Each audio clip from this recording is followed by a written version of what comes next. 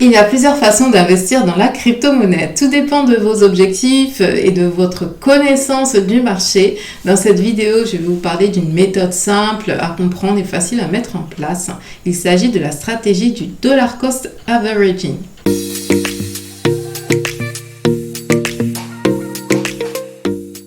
Bonjour, je m'appelle Gaëlle, entrepreneur depuis 8 ans. Je débute dans les crypto-monnaies. Suivez-moi sur ma chaîne, mon blog, mon podcast et mes réseaux sociaux.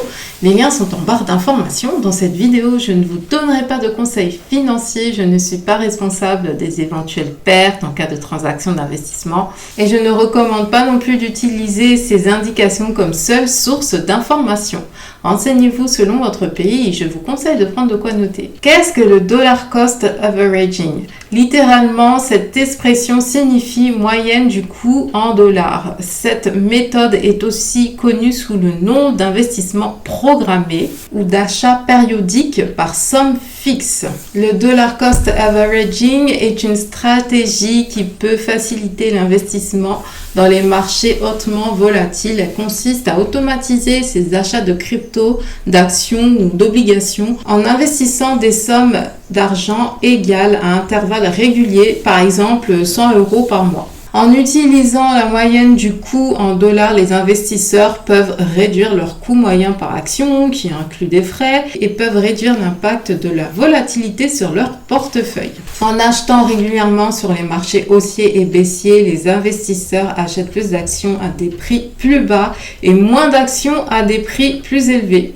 Les investisseurs débutants et de longue date peuvent tous deux bénéficier de la moyenne d'achat. Alors, les avantages du dollar cost averaging. Cette stratégie peut réduire le montant dépensé en investissement. La pratique consiste à investir régulièrement pour constituer un patrimoine au fil des années. L'achat de crypto-monnaies, d'actions ou autres est automatique selon ce que vous avez décidé.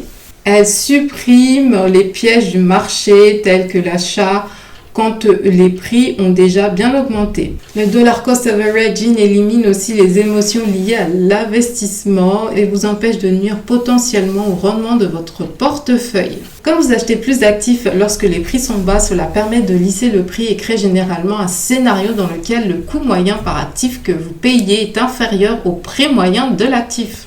Le principal inconvénient est que si vous investissez à intervalles réguliers plutôt qu'en une seule fois, vous risquez de payer plus de frais. Il existe des moyens de contourner ces frais comme le fait de faire un dépôt ou un virement SEPA. N'hésitez pas à vous renseigner auprès des plateformes de crypto-monnaie ou de votre courtier en ligne. Si vous trouvez ce contenu utile, n'hésitez pas à le liker et à vous abonner à ma chaîne. Vous pouvez aussi télécharger mon guide gratuit sur le Bitcoin. J'ai traduit en français un e-book libre de droit et j'y ai ajouté quelques informations supplémentaires. Le lien est en barre de description. Alors, qui devrait utiliser la stratégie du dollar cost averaging ? Cette stratégie peut être utilisée par tout investisseur qui souhaite profiter de ces avantages, notamment un coût moyen potentiellement inférieur, un investissement automatique à intervalles réguliers et une méthode qui soulage le stress d'avoir à prendre des décisions d'achat sous pression lorsque le marché est volatile.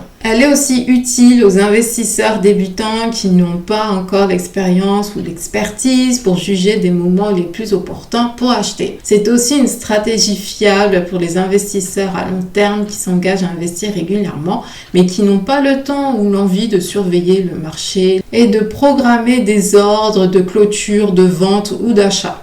Alors pour conclure, avant de commencer à investir, il est utile de réfléchir au niveau de risque que vous êtes prêt à prendre et à vos connaissances sur l'investissement et les produits. Il est déconseillé d'investir de l'argent dont vous pourriez avoir besoin à court terme ou de prendre des positions qui pourraient vous entraîner dans des difficultés financières. Investissez toujours l'argent que vous êtes prêt à perdre.